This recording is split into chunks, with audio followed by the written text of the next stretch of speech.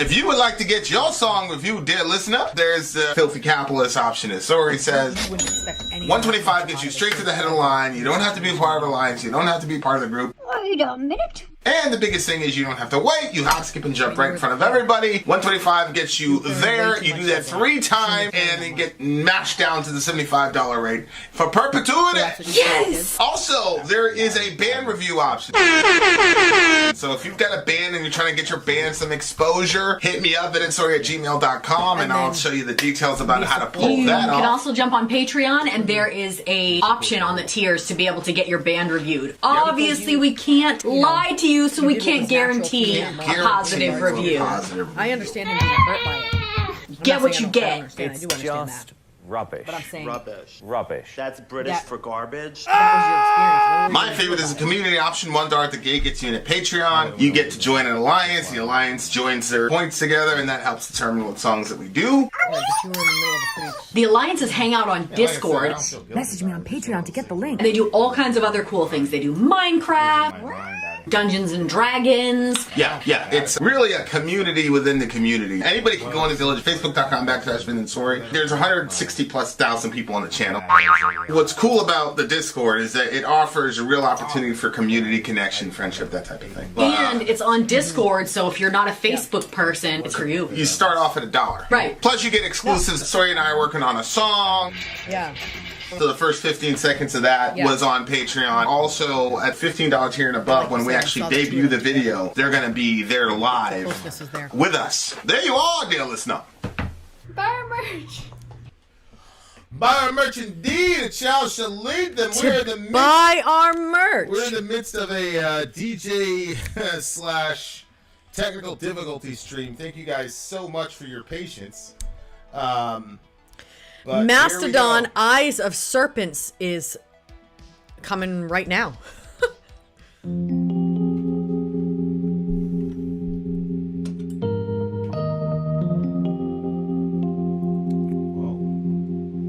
like some 80s, early 90s movie soundtrack.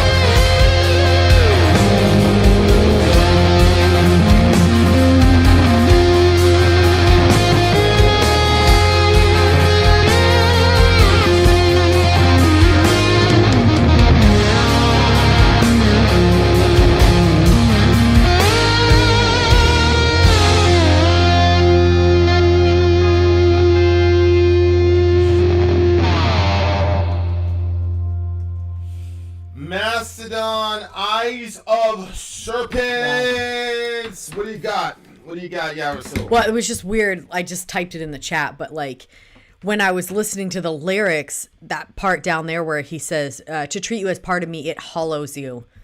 And I was like, just kept repeating hollows you over and over. And then I look in the chat and AT was like, hollows you. I was like, whoa. Yeah, AT and us are like, we're on the same. Yeah, we're in the same place. We got the same consciousness. For Yeah. For sure. So, as a whole, I didn't really like fully understand what the song was about. It's probably something that's pretty simple, but this guy's vocal style is amazing. Yeah, I really, really enjoyed it. And I'm really, really a fan of this guy's vocal style. So, I just liked some of the stuff. So, like, burning bridges was like this big thing that was talked about a lot growing up. Like, never burn your bridges, never ever burn your bridges. Like, that was said over and over. Like, it doesn't even matter. Like, don't burn your bridges. I mean, I'm not even sure how far that would get taken. Probably pretty damn far. Like, even bridges that you should burn, I don't think that they were saying to burn those. But then when it said leaving the ash behind, there's no choice but to move on. When I read that part, it reminded me of Wars of the Jews. When so the insurrectionists wanted everybody to fight in the city. And so they were surrounded outside by the Romans, correct? Yeah. And so the insurrectionists they were set up to be good for like, what, 7 years? Yeah. They went in there and they burned all the grain and like basically made the city unlivable. So it would force the people to go out and fight. I mean, it was a terrible thing to do. Everything went, but that part, if I burn the bridges, okay, leaving the ash behind, there's no choice but to move on. And like, that's literally, they were forcing them to move forward, but it didn't work out like they wanted to. Yeah, it got really crazy in that city. There's been a couple times, I can count them on my hand, where I'm like, if I do this or I'm going to say this, this is permanently going to burn this bridge. I'm usually not really a fan of like dramatic exits. I'm a fan of Really? understated exits. Like, I'm a fan of like, I mean, we've talked about this. Like, okay, relationship's over. I'll never speak to you ever again. But isn't it always dramatic in regards to you? Not because you're trying to make it dramatic, but that's how people react to you? Yeah, I'm talking about me. Oh, Like, right. I'm not going to go and be like, I am leaving it. Like, I'm not one of those people that's going to put, I'm deleting my Twitter. I would just delete it. Like, why announce to somebody other than you just trying to get attention? So, like, I'm like, I generally don't like doing that. Like, when a relationship is over, like, I'll just, there's a term for it now. People call it ghosting. Oh, you ghosted me, blah, blah, blah. I didn't know that was a thing. And then it's like apparently it's really, really bad to just stop talking to people. And I always thought that was so strange. It's like, I owe you a conversation? Like, I owe you that? Why do I owe you that? Well, because like, they feel like that you're tight, and then if all of a sudden you're, ouch. Okay, that's not gonna work now. Yeah, we'll just put it on the next thing. I always thought that was weird, like this whole ghosting thing's like, what do you mean? Like, I don't owe anybody a conversation. And nobody owes me I mean, we're married, so I mean, I would have a real problem if you stopped talking to me like out of nowhere. But like, if I ghosted you, or my kids. But like, it's this weird thing where like you owe people a conversation or you owe people an explanation for why you're not talking. Like, I just don't see that. And I'm not saying I'm right or wrong. I'm just saying I don't see. To me, that's just, these bullshit sort of perfunctory things that we do to kind of, these like unspoken rules of propriety or whatever. Like, I don't understand it. You know what I'm saying? Yeah. Like, I don't understand why I am obligated to continue talking to you if the relationship is over. And I'm not even saying that anybody was a bad guy or a good guy. I believe that most relationships have a life cycle. Mm-hmm. Well, I mean, in the technical sense, all relationships have a life cycle. But I'm just saying, like, it's like I always say, like, your best friend from high school or your best friend from grade school, most likely you're probably not still hanging out with them. Like, most likely that relationship is over. Yeah. So why is there like this obligation from or anybody to continue the conversation or the relationship if it's over? Like, I've never really been able to get my hands around that concept, and like the last time I had a conversation with one of these people, it was like so dramatic. It was crying and how come and blah blah blah. And I'm just like, I don't know, maybe because we're built for community. So, you know, obviously at the end of all things, we're all going to be interconnected. I mean, you know, he's going to be all in all. You know what I mean? So, like, maybe there's this sort of... Yeah, it's not like people are destitute without me in their life. No, but I think that people have this sort of... And I'm not destitute without them in my life. Look, death happens everywhere, right? You're going to die, I'm going to die. We're all going to die. Like, that's just going to happen. Like, that's inevitability. But when people die, people are still sad about it. People don't want it to happen. I didn't say dead. I said destitute. It's not like... I know. But what I'm saying is we have this understanding. We want to live, and we want to keep living together. And maybe, you know, at the end of all things, we are going to live forever, and we're not going to die ever again. And we're also going to be connected, and there's not going to be any brokenness in fellowship. So maybe it's some sort of call to the divine state when people are upset about broken fellowship. No, they're not destitute. They're not devastated. Yeah, but maybe there's like this sort of feeling that, this isn't the natural way that this should be happening.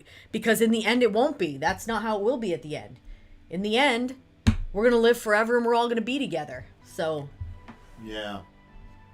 Yeah, part of me feels like a lot of angst people feel about being ghosted is because they're supposed to feel that way. Like, society tells them you're supposed to feel bad. Like, if you had a best friend and your best friend isn't your best friend anymore, you're supposed to feel bad. Like, I genuinely believe that a lot of people's offense, like in the current context we're in, how many people are offended about shit? And they're really not, like, half these... I'm sorry, man. If you're literally saying you're going to quit Twitter because of Elon, I just think that is so crazy. But I think that people are being told they're supposed to feel that way about Elon taking over Twitter. So now they're taking that onto themselves and saying, yeah, I'm offended at Elon Musk. Like, what did he do to you? He built a couple cars, sent a couple people into space? Yeah. Why is he the end of the world? Like, yeah, I see that. And it's because collectively, if you're part of a certain subculture, you're supposed to feel like this is the fucking apocalypse, the end of the world. Yeah, I can see that. So, like, I feel like with the whole best friend thing, like, we're societally... like programmed to create all this drama around, quote, losing a friend and all the rest of it. Like that, I don't know, like, how much of this is just that, because I don't, like, I don't miss any of those people. I do, and I forget most of the time that I've ever even been around them. Like, I'm worried about our stuff and what we're doing. I do forget a lot, like, too. You miss it. Yeah, I do. So I do. I've never actually heard. I've never asked you this question before. I'm asking you now. Do you feel yeah, all those people freaking out about Elon are the same people that buy their shit off Amazon and subscribe to the Washington Post. Correct. I added the Washington Post thing, but Tasco knows what I'm saying. Okay, go ahead. No, you were going to ask a question. Do you think there's something wrong with me? Go ahead. Like, I know it's kind of a weird question to ask you, but based on, because you've seen it. You've actually seen it. They've only heard about it, but you've actually seen how I am with those, with people. Like, yeah, do you think there's something wrong? Yeah, I think that you're that way because of your past traumas. I do, yeah. Trauma? You mean like, what? You mean like moving all the time? Moving all the time, the fact that you were, I mean, you left the home of your father in a very dramatic fashion. I mean, yeah, I mean, that really would be trauma. And then, you know, the way that life was, you know, with your mother, God rest her soul, was not normal either. So I don't think that you had any of those normal experiences. Yeah, but when my mom died, I was already that guy. No, I'm saying the way that you were raised. I mean, you went through a lot of things. So as far as being able to, like, deeply connect, like, I think that you had a connection with your mom, obviously. And I think that it's strong and it's deep in its own right. But as far as, like, a mother's relationship to a son, no, I don't think it was like that. So I think that you missed, and you didn't have your dad there, and then you guys were moving around all over the place. Stability was not a thing that you could count on. For me, life was so stable, I was fucking bored. Like, I wanted something to pop off because I was so bored. My brothers aren't like that. Well, it's going to affect everybody differently. And you're a very unique... So you do think there's something wrong? I do think that that's as a result of your trauma, yes. Do I think that I don't it think served you... You seem uncomfortable saying it that No, way. Like, no. I'm not offended at all. I don't think that you're offended about it. I just never do heard think... you say it that way. You've never said, like, yo, something's wrong with you. Well, I've been shocked, and you've seen by my face, I'm like, I mean... You being like that, I think, has helped you in a lot of different situations. It's made transitions a lot easier for you. Yeah. Have I felt misunderstood in transitions? Yes, because we don't feel the same. And so, like, transitioning from what we were doing before YouTube, like, I still have days and times and things that pop off, and I feel like a big sense of loss. Even though, those people? Yeah, and it's very weird because I was hurt a lot by those people. But, like, individually, when I stop and I look at the situation individually, like, I'm like, I wouldn't want to be around that person anymore. I wouldn't want to be around that person anymore. But as a crew, as a whole there's group, only one of them that you like to be around. No, individually, I don't want to be around them. But as a group, Not even and that what? one? No, that one, yeah. That one, okay. Yeah. But as a group, what we were and who we were, like, a lot of times I separate the end from the middle and the beginning. And so the end makes me say, okay, you know, but the middle and the beginning, like, I miss... When you say the end, you're saying it didn't end well, so you fuck those people. Like, when you think about it from that. Yeah. See, I don't feel that way about them. I don't say fuck those people. I just think, yeah, the life cycle of that relationship is over. Yeah. Like, That's what I said. I think it served you well, and it makes things easier for you because you don't feel like that way about it. And so it's weird because it's almost like the emotion is like turned off, and so you're just looking at the like we're building with blocks. And so it seems like a very easy way to look at it. Like, when you talk about it, sometimes it's almost, you know, and I know that this is probably not it's almost robotic. Like for instance, so there was a person that was in a really bad situation. They had literally just gotten out of jail, and I ran into them when they had just walked out of jail. I brought them down to where we were doing our thing. I helped them out getting a bunch of stuff, got them connected with people that could help them, and helped this person a lot through the next span of their life.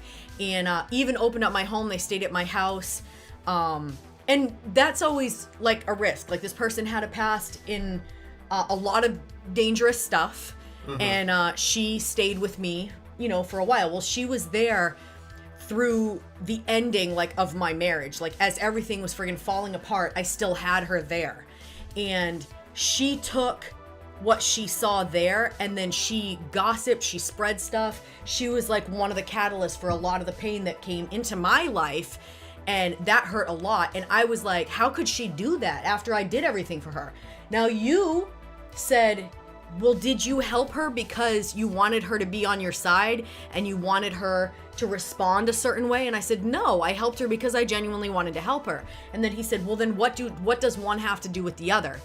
And I thought, that's a really good way of looking at it. That's not how I feel about it. I still opened up my home, and, you know, it's tiring when you're already going through a lot. My home was opened a lot to a lot of people. And so I had a hard time with it, you know, but I see the way you're looking at it, and it would be nice, I think, to be able to look at situations without the emotion attached to it, because you can be a lot less upset about things. And but yeah, again, I don't think that's the thing. Is the narrative around it is, here's a societal expectation. Somebody helps you out, puts themselves out for you. That means you're supposed to be nice to them, whatever. And I'm like, yeah, those two don't necessarily correct. I wouldn't have changed the thing I did for anybody, because I did that in that. My whole thing is like, I want to live in the exact moment. So in that moment, all that shit was real. None of it was fake. It was real for that moment. This moment, that life cycle of that relationship is over. It's cool. You don't have to do anything dramatic. It's just over. Yeah. And they're gonna have different people, and like they'll like a couple days ago, one of them friend requested me. Her ex actually friend requested me a couple days ago. Like they'll try to creep in after a couple. It's like, man, fuck. He did? yeah. Like I don't understand it. Like I don't get it. But yeah, I mean, I'll probably never understand it. You know what I'm saying? Like I don't think that doing good things obligates people to be loyal to you. I just think I just think doing good things is for that moment, to do a good thing in that moment, and you have relationships with people in that moment, and they phase in and out of your lives. I don't think there needs to be all this extra drama that gets added to it. But it looks like the song was about burning bridges, ending relationships, and then it says like, does it make you hollow to feel that I'm part of you, that type of thing. So yeah, I don't know. But like, I personally don't, I think the way that the rest of y'all handle those things is crazy. It's weird to me. Like, it's not crazy. It's more weird. Like, it's like I'm an outsider looking, trying to understand how, like, if something happens. Okay. So do you think that we handle it wrong? Well, I didn't ask you if you thought I was wrong, or that something was wrong with me. Okay. Do I think something is wrong with, like, the rest of society? Yeah. I literally don't know what you're going to say. That's such a fascinating question. I don't think you're wrong for feeling... Because you're, like, so mendacious, I feel like you kind of do think there's something wrong with the rest. It's the rest of the world that's wrong. I don't know if I've ever felt like, man, these people are wrong for feeling this way. Because, like, how can you say that a feeling is wrong? Yeah, but I mean, don't dig that deep into it. You know what I mean? Like, as far as, like... Like, for me, I said that I think... Here's the... Do I believe that those feelings are... Here's what I believe. I don't believe that a lot of these feelings are genuine that people are saying. When they're saying, oh, my best friend and blah, we're not talking anymore, it's the end of the world. You know, like that guy that put out that manipulative post to the best friend that pretends I don't exist. You know, that nonsense. Like, I don't really believe that people are feeling it like that. I feel like they're going along with what society says you're supposed to feel when your friend is not your friend anymore. I don't think you're right on that. That's what I think. No, yeah. You're just asking my opinion. I'm not saying I'm right or wrong, but to me, that's how I interpret it. Like, okay, here we go. So the friendship's over, so now you got to make some big kind of splash and act like it's the worst thing in the world. Come on, man. Like, there's 8 billion people on the planet. Like, to me, it's like massively narcissistic to say. Imagine saying, I am so powerful that if I stop talking to a person, it will ruin their life. Like, to me, that's so crazy. Yeah, but you're not the one that's saying that. They're the ones that are responding like that. That's what I'm saying. Like, I think it's just weird to me. It's just weird to me. Yeah, I just think that, and I've said this before, I don't think that you realize... There's 8 billion of them. Yes, there's 8 billion people. I agree, but a lot of people, nobody lives in a world of 8 billion people. Like, literally we do, but we don't know 8 billion people. You live in your little cul-de-sac of the people that you surround yourself in. And so people can really feel like this is the whole world. Like, this is what there is. Yeah, and you, honey, have been through so many things and experienced so many things. And there's some people that experience traumatic things in their life and they let that make them become bitter and angry people. You chose like a self-help option where you became like a philosopher through all the things that you went through. And so you're a really holistic person.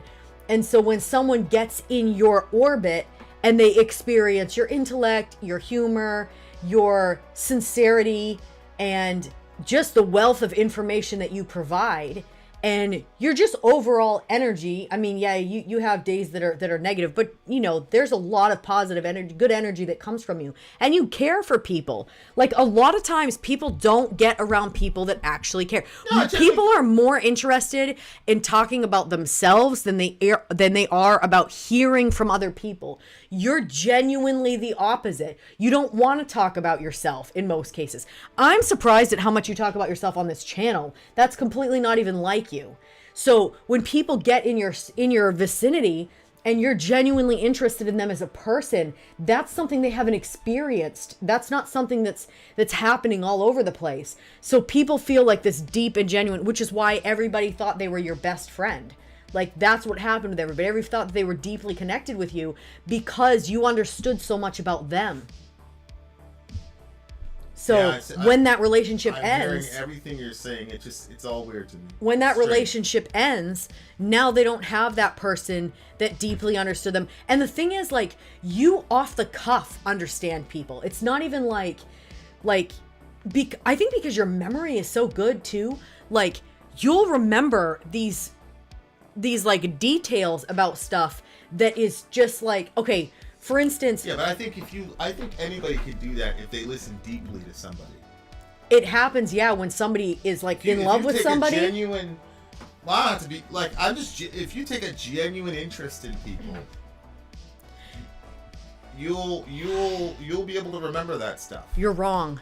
You're wrong, because there are people that I have taken a genuine interest in as a person, and then I completely forget about stuff that they've told me, and they've had to repeat the same. And some of the stuff is fucking traumatic, and I can't believe I forgot that information. But I've been genuinely interested in that person because they're genuinely a very interesting person. All right. Well, I mean, everybody agrees with you. I mean, Andre is saying losing a friend is painful. I mean, you got the numbers. Yeah, I was just curious. I mean, I haven't moved anywhere with it. It's still very strange. The whole thing is very strange. Yeah.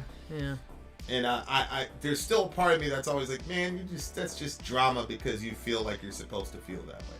That's what I think. I might change. I don't know. I've changed so much, just doing this channel, that it's very, very possible that, whatever. What do you get the song? 9.7. I really like this guy's vocal style. Me too. I really, really do. And I'm very excited to hear the next song. Solid 9.3. Gigantum is next. The moral of the story is be as dramatic as possible. in all your life transitions, just be as dramatic as possible, dear listener. That's what it's about. Drama. We shall return. Vin out. Sori out. Gone. What? I miss it. That's not the. That's the big.